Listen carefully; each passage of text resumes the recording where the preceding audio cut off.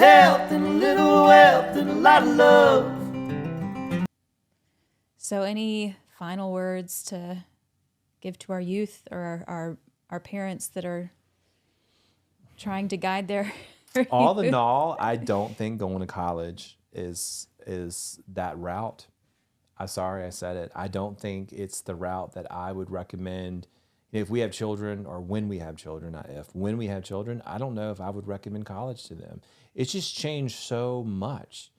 When I went to college, yeah, I'd recommend everyone going to college. It really depends on your degree, your aspirations, what you want to be. And then if you do want to do those things that we talked about, that 1 in 5 degrees are not a good on ROI. And they say it's a worse investment than actually going to college, which is your philosophy, your psychology, your arts, your humanitarian stuff. But you got to have structure too. It's not like, you have to have some guidelines in place if you don't go to college to be able to still reach your goals. That's right. And internet was invented I remember without the internet. And there's so much information out there. You can shadow, you can do all kinds of things. And so I think people are more willing to offer those opportunities. I know I am. So people reach out to me. We have some interns that are working for us that want to understand the podcast industry. We don't know it, but we're going to figure it out. But I'm very open with those things because I had a lot of great mentors. That's one of the keys, spices of my success is finding a mentor in your industry and finding a life mentor. They have been instrumental. In fact, I've worked for some mentors. So that's also some advice I would give to people.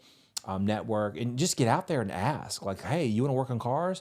Go to your favorite paint shop, highest reviews, and say, listen, I will work for free, starting out.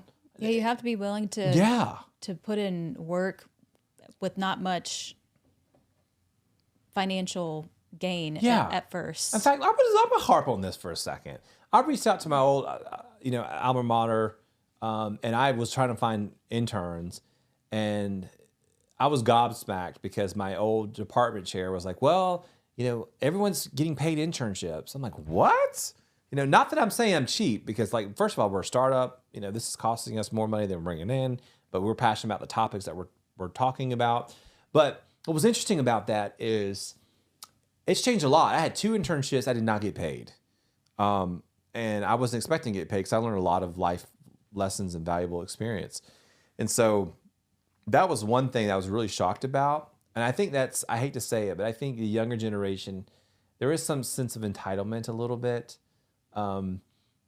Things are so much easier. I was just thinking about today, trying to get our printer to work and typing in the Wi-Fi password. And you had to type it in like how we used to have to text, how you had to hit 3 times for the 3rd letter and 1 time.